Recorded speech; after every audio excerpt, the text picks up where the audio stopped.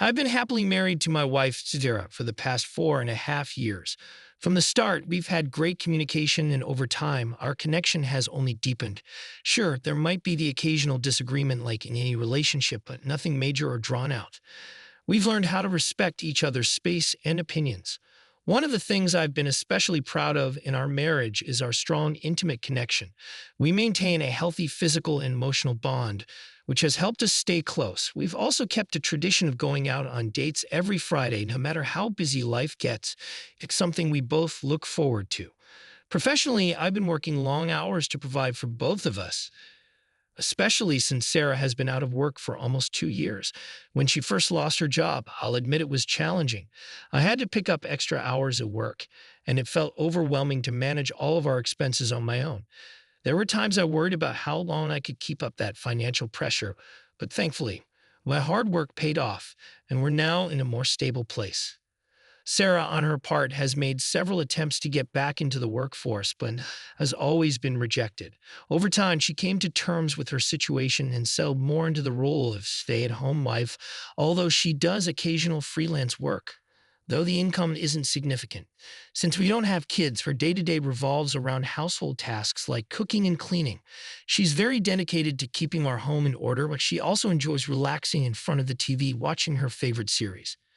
I would often encourage Sarah to get out of the house more, maybe meet friends or join a gym, but the truth is she rarely took me up on those suggestions. Because of her mostly sedentary lifestyle, she ended up gaining a fair amount of weight over the years. Let me be clear, that was never an issue for me. I love Sarah no matter what, and her weight didn't affect how I felt about her.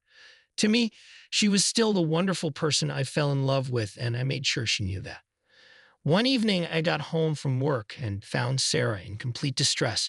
She was on the floor crying. Alarmed, I rushed to console her. She pointed at a pile of clothes tossed on the floor. Through her tears, she explained none of them fit anymore, and she didn't even recognize herself in the mirror due to weight gain. I did everything I could to comfort her, reassuring that she was still the same amazing woman I'd married and that her weight didn't change how I felt.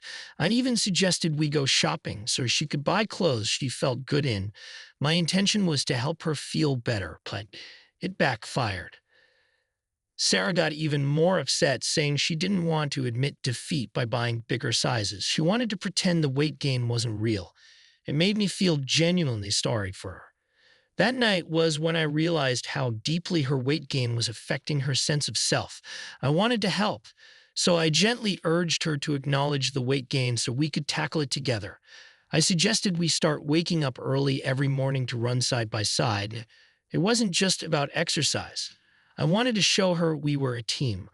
I also pointed out that we should stop bringing home junk food like chips and cookies, her usual go-to snacks, and choose healthier meals.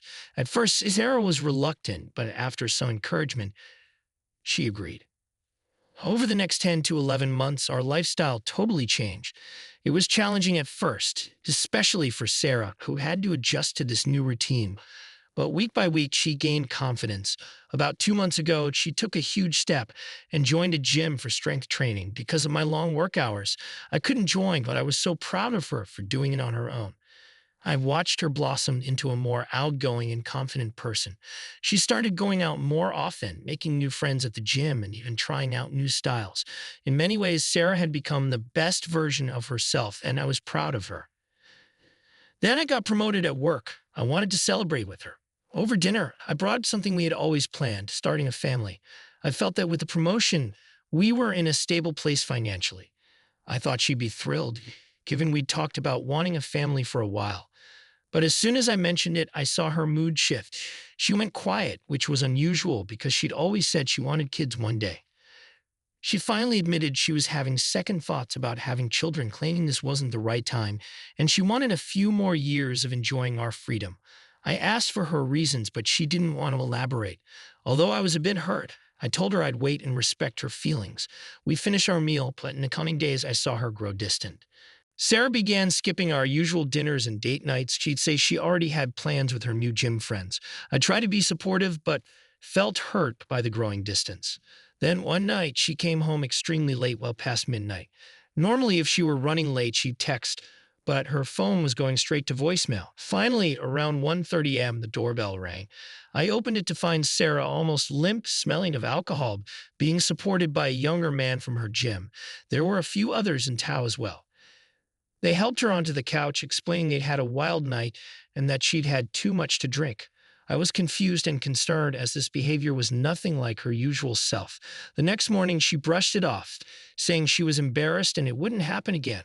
But in the weeks that followed, she kept going out at night, returning home very late, often intoxicated. When I confided in a friend about her drinking and how distant she'd become, he bluntly told me those were red flags that maybe she was cheating. The idea stung, but once it was out there, I couldn't stop thinking about it. Her secrecy, the new social circle, everything started to add up in a bad way. I noticed she was glued to her phone, hiding the screen from me. One night, after she came home drunk and passed out, I checked her phone. She'd changed her password, but eventually I got in using her mom's birthday. My heart pounded as I scrolled. At first, normal gym buddy chats. Then I saw the messages with a guy named Jake, the same younger man who'd helped her home once. The messages were flirtatious, intimate, and left no doubt she was having a physical relationship with him. It broke me to read about them planning to skip the gym and meet at a motel like usual. Furious, I took screenshots, but I wanted to catch her in the act. So I found out from her texts when they'd meet, left work early the next day, and went to the motel they'd mentioned. Soon enough, they both pulled up in separate cars, completely at ease. No idea I was there. I watched them enter the motel, took pictures, and waited. They emerged about an hour later, both looking disheveled and satisfied. The sight of Sarah that way made my blood boil. I confronted them, phone camera recording everything. Sarah froze, guilt flooding her face. Jake stood there silent and uncomfortable. I unleashed all my anger, telling Jake he could keep her and that I was done. Sarah started to cry, rushing after me. When I got in my car and left her standing there. I went home, threw some essentials into a bag, then checked into a nearby hotel for the night. Fueled by anger, confusion, and a bit of alcohol, I rashly posted the motel video to Facebook, wanting everyone to see the truth. The next morning, my phone was blowing up. Friends, family, and of course Sarah all calling. Feeling overwhelmed, I first phoned my dad. He was shocked but supportive, telling me I had every right to leave her. That lifted a weight off me momentarily. Then I called my mom. She stunned me by urging me to stay calm and think it through. She even said that accidents like this can happen in a family and that maybe Sarah deserved another chance. I'd argued that Sarah had cheated, so she was no longer family.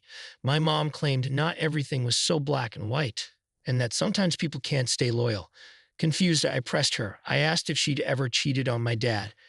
She went silent, which made me even more uneasy. Ever since, I've been tormented by the possibility my mom was hiding something.